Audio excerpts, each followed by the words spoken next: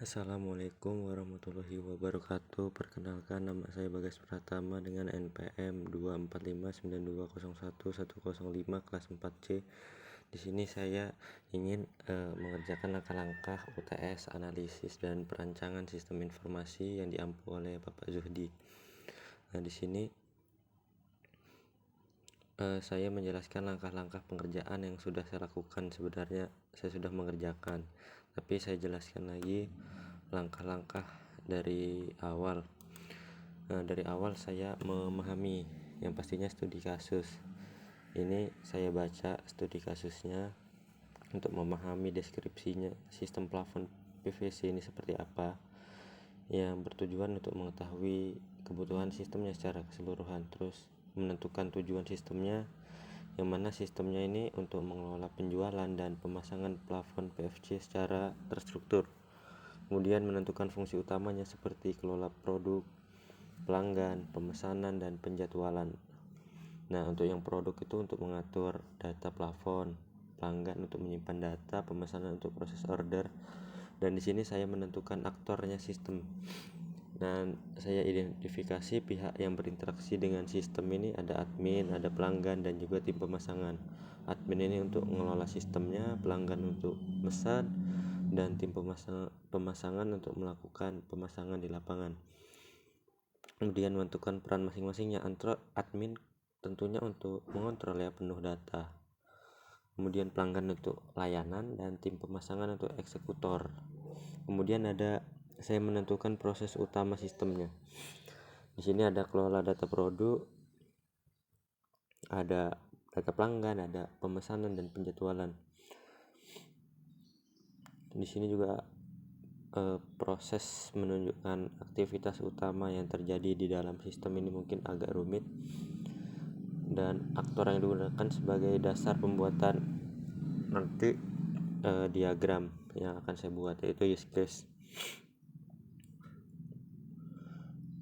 Dan di dalam aktor tadi sebenarnya perannya juga agak kompleks dari sisi admin, karena admin itu sudah mengelola data, kemudian mengontrol penuh data yang ada pada sistem. Dan tim pemasangan juga punya banyak pekerjaan yang cukup sulit, yaitu melaksanakan pemasangan di lapangan atau tim kerja lapangan, dan juga eksekutor untuk di pekerjaannya. Kemudian setelah itu saya akan membuat beberapa diagram yang telah ditentukan oleh Pak Zuhdi.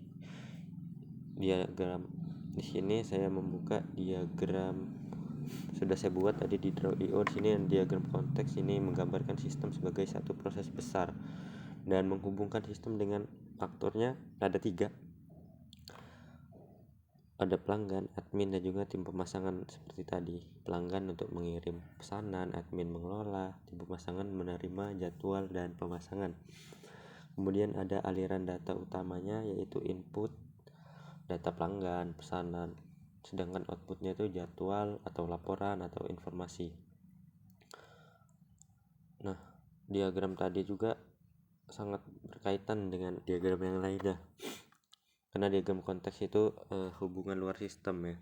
Di sini saya juga membuat diagram DFD level 0 tadi saya buat.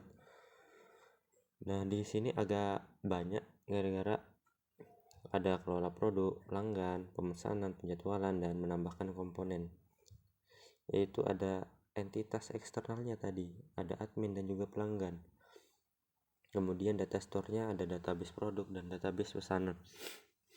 Nah, menentukan aliran data juga ada 3 juga tadi, tetap pelanggan, admin, dan juga sistem. Nah, 3 ini sangat berperan penting dalam satu sistem membuat plafon PVC.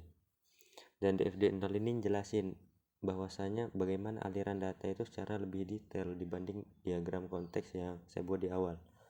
Kemudian di sini saya juga membuat use case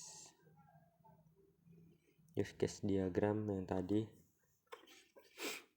saya nentuin aktor, admin, dan juga pelanggan aktornya, kemudian nentuin use case-nya, kelola produk, mengelola pelanggan, pemesanan, dan juga penjadwalan.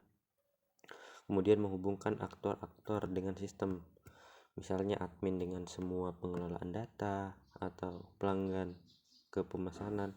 Nah, penjelasannya ini use case diagram ini nunjukin gitu bahwa fungsi sistem dari sudut pandang si pengguna. Kemudian di sini laporannya sudah saya buat juga tadi. Ini singkat saja laporannya. Dan di sini juga ada kesimpulan dari hasil yang saya buat berdasarkan hasil analisis tadi atau perancangan sistem informasi manajemen penjualan dan pemasangan plafon PVC. Dapat disimpulkan bahwa sistem yang dirancang ini mampu membantu mengelola seluruh proses bisnis secara lebih terstruktur dan juga terintegrasi. Nah, sistem ini mencakup pengelolaan data produk, pelanggan, tenaga kerja, pemesanan hingga pembayaran, sehingga memudahkan admin dalam melakukan pengelolaan data. Selain itu, sistemnya juga mampu mendukung proses pemesanan yang melibatkan lebih dari satu produk dan satu transaksi tadi. Di sini saya juga membuat use case description walaupun tidak sama seperti Bapak Zuhdi, tetapi sini saya buat juga. Begitu saja video singkat dari saya, mungkin banyak kekurangan dan memang banyak kekurangannya. Jika ada kesalahan saya mohon maaf dan kepada Allah saya mohon ampun. Di sini saya akhiri. Wassalamualaikum warahmatullahi wabarakatuh dan terima kasih.